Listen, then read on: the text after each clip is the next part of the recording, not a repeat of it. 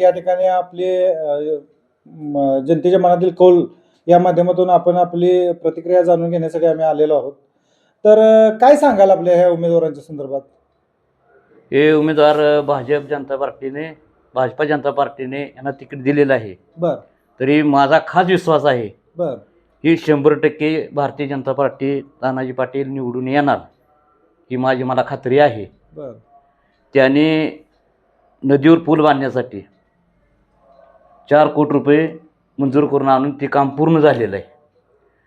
गावात काँक्रिटीकरण केलेलं आहे पूर्ण, आणि इतर दुसरी कामं त्यांनी भरपूर केलेली आहेत 95 पासून. त्याच्यामुळं भारतीय जनता पार्टी 100% निवडून येणार ही माझी खात्री आहे. तुमच्या उमेदवाराकडून तुम्हाला काय अपेक्षा आहे इथून पुढे पंचायत समिती गणासाठी? काय त्यांनी विकास करावा पंचायत समितीच्या माध्यमातून?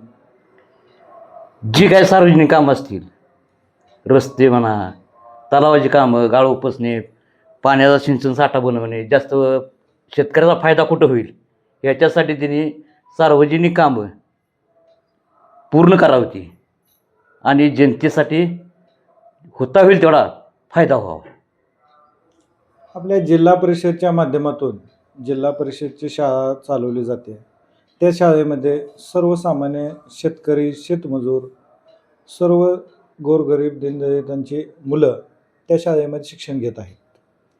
आणि आता शासनाने काही धोरणं आखलीत आणि त्या धोरणानुसार या सर्व शाळा पटसंख्येचा विषय असेल किंवा अन्य विषय पुढे करून या शाळा बंद केल्या जात आहेत.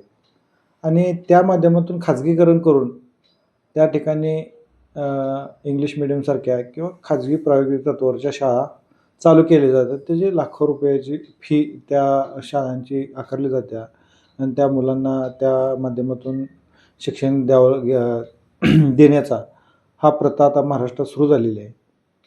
तर ह्या जर शाळा वाचल्या नाहीत तर ह्या गोरगरिबांची मुलं शिक्षणापासून वंचित राहतील आणि हा समाज पूर्णपणे शिक्षणापासून दुरावला जाईल.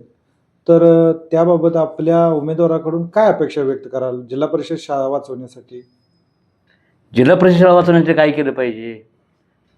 जी गोरगरिबाची मुलं आहेत किंवा सामान्य मध्यमवर्गीय, ती मध्यमवर्गीय मुलं तिकडे जाण्यापेक्षा इंग्लिश मिडियमला त्यांच्या कुठल्या मंत्र्या संत्र्याच्या शाळा आहेत तिथली मुलं बंद होऊन ही मराठी शाळेत आली पाहिजे.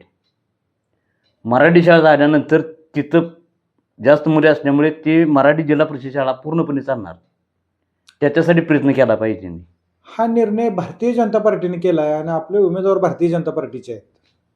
केंद्रामध्ये भारतीय जनता पार्टीची सत्ता आहे, राज्यामध्ये भारतीय जनता पार्टीची सत्ता आहे, जिल्हा परिषदेला भारतीय जनता पार्टीची आहे आणि महायुतीच्या माध्यमातून पंचायत समितीला सत्ता होती.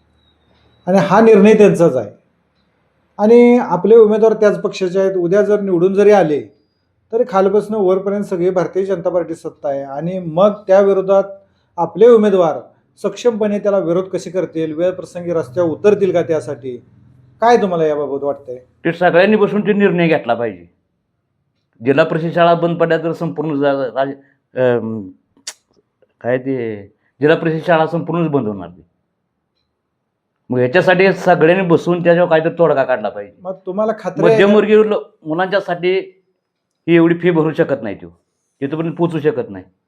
तर ही गोरगरिबांच्या मुलासाठी सर्वांनी बसून ते निर्णय घेतला पाहिजे. तुम्हाला याची खात्री आहे का की हे आपले उमेदवार यासाठी मोठा लढा उभा करतील, रस्त्यावर वेळ प्रसंगी